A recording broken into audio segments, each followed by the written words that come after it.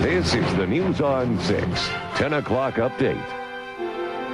Stories about miles of rock piles and pollution in Ottawa County have been around for decades now.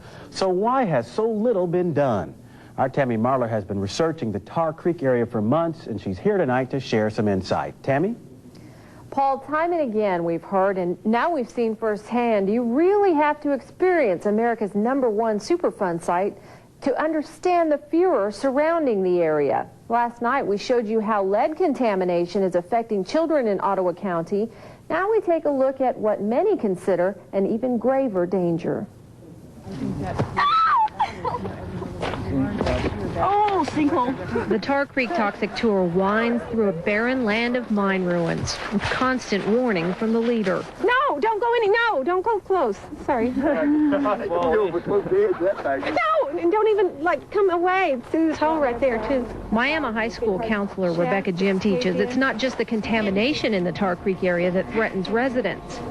It's what's left of what once was the boomtown of Picher. This boy was, he run a machine, and he was the hooker. Hoppy Ray was one of thousands of miners who helped to make the Picher-Cardin area America's largest supplier of zinc and lead, heavy metals that fueled the nation's war effort. His mini-museum documents the vastness of the mining operation. It was 410 feet to the first level, and I guess that was about the deepest shaft around here. But certainly not the only shaft. Nearly 300 miles of caverns lie beneath what was once the tri-state mining area. Just don't try to tell folks like Hoppy those tunnels could pose a serious threat. They call it subsidence. I don't know who started that to start with. It's not going to cave in. And here's Hoppy's reasoning. Those tailing piles up there, there's 1 million tons of rock in those tailing piles. And if it was going to cave in, that weight from that tailing pile would already take care of it. Another reason Hoppy isn't worried about cave-ins, massive underground pillars designed to hold the weight of the land. But once the mining era ended, gougers reportedly made a living taking ore from those pillars, chipping away at the support. They went in and took the pillars out, and this is the aftermath. When you take out the land that holds up the surface of the earth, and you end up with sinkholes, and you end up with a damaged and ravaged land.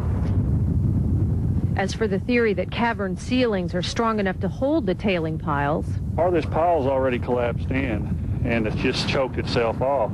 This is probably part of that just sifting on down, so there's a chance this one could open up further. this is how it starts. Just a harmless-looking hole in the earth until pretty soon other little pieces of land drop in, and they form great caverns the size of a city block, and nobody knows when it could happen.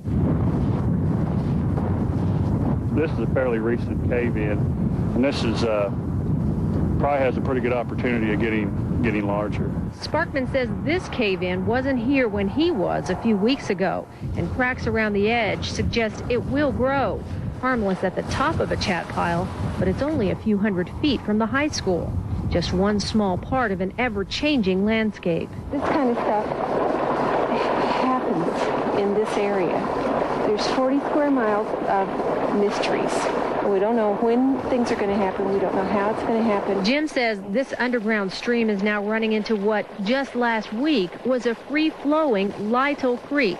Now it appears the creek pools and disappears back into the ground, which poses yet another threat to area residents. Not all of the underground water is acid mine water, but it certainly does appear in some areas. There's also a very high iron content in some of the underground water. Ed Kahele was on the Subsidence subcommittee for the governor's Tar Creek task force, looking into the probability of cave-ins. We determined that there were at least 8 additional subsidence areas that had occurred since about 1984. But recently, as we go out and look in more detail, we're finding where they're continuing to occur as we speak. This gaping subsidence happened years ago. Today, it serves as a dumping ground for area residents and businesses. And it isn't the biggest or most spectacular cave-in. Pretty impressive. Sparkman took us to several cave-ins, none of which were fenced off, no warning signs posted. This one has 2 distinct levels, one that seems to be a dangerous attraction for thrill seekers. There are cave-ins like this all over the area in the Picher-Cardin mining area. So they exist, and they're going to continue to exist. and continue to pose a threat to a small town many say has suffered enough. Why has the Tar Creek area been a Superfund site for so long? After 18 years, why do residents continue to live with high blood lead levels and other health problems? Tomorrow night at 10, we look at the complex political landscape and allegations surrounding the mismanagement of the cleanup. We'll also find out what's next for our neighbors in Ottawa County. Paul? Tami